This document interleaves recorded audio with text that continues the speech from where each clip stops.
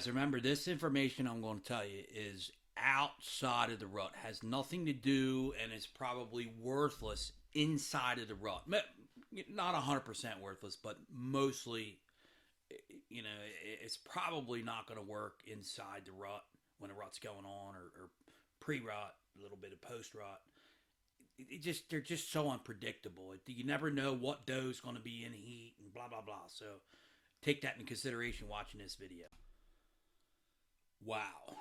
Well, I'm in Jersey, and I came back here a couple weeks ago, and I pulled that camera, and it's Tasco.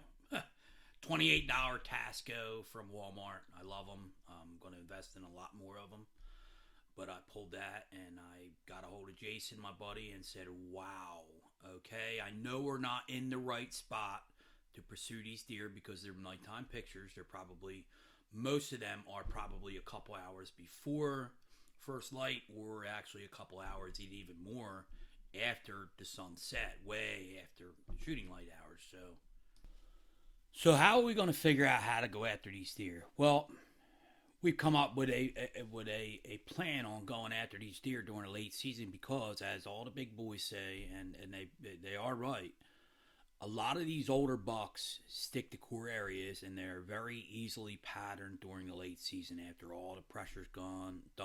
And if you can get close enough and figure out where these guys are bedding, you can pattern them in the late season and kill them. So this is our strategy on doing this. You'll see.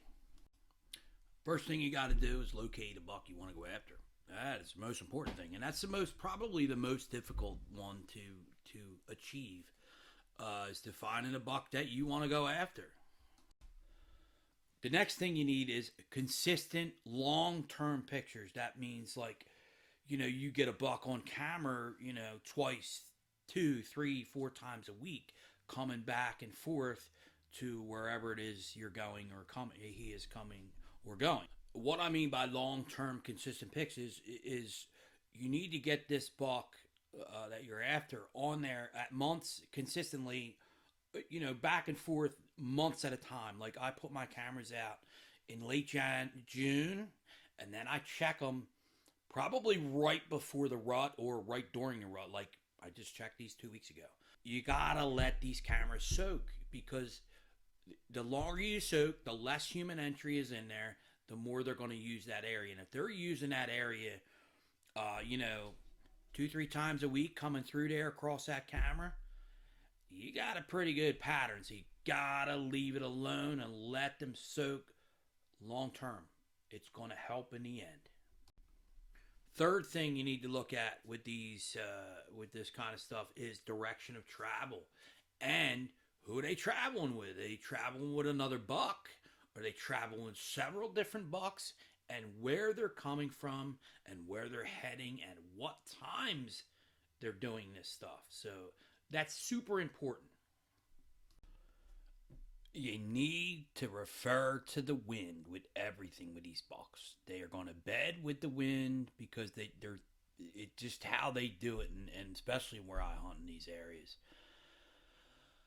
Wind direction and travel, it needs to be looked at and see if there's any type of pattern. It really needs to be. That's why we write all the information down, and you'll see later on in this video of how I do that. So that is a biggie. Last but not least, you really, really need to know a couple things. You really need to know where the main food sources are, and you really need to know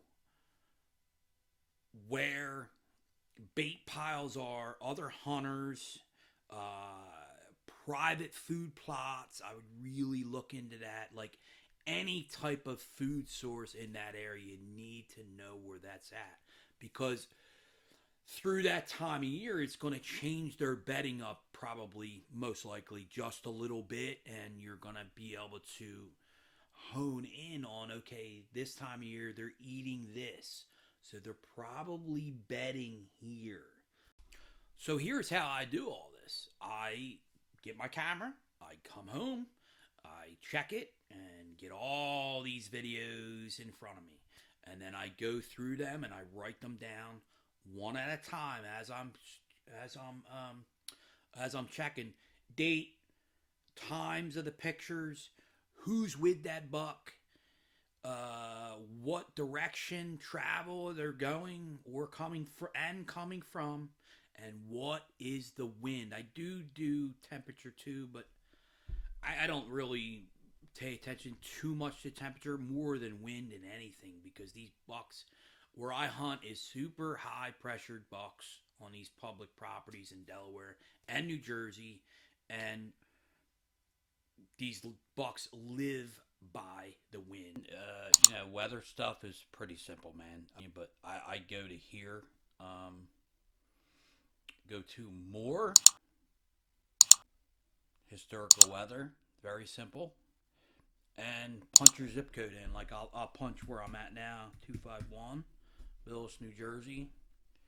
I don't know, 82. Oh, not 1551.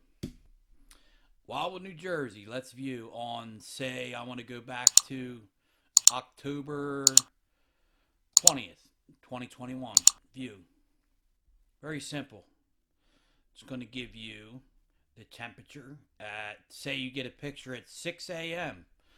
You're going to have this information. So it's 6 a.m. closest to 5:54 a.m. is your picture. That's your temperature was at 54, and you got out here 5:54 a.m. is 5 miles per hour from the west. Guys, that's all there is to it, man. I write it all down in one of these books, and then I go back over my videos and compare my notes to my videos and see if there's a pattern. And if you get some kind of long-term buck coming back through, constantly, once, twice, 3, 4 times a week, you're probably gonna see a wind pattern or something in that matter. Guys, this is a tactic or way you can do things if you have limited time. I think it would help a lot of guys, or hunters out there with limited time. Well, not all of us have 7 days a week to hunt, and not all of us have teams that go to other states and scout and hang trail cameras before they even get there. So this is a tactic that you can implement if you have limited time, and it keeps you kind of in the woods all year, most of the year. So keep that in mind, guys. Thanks for watching. I appreciate everybody's feedback. Comment, tell me what you want to see. Once again, thank you. Love you guys. And as usual, subscribe and like to the Bucksack. Peace.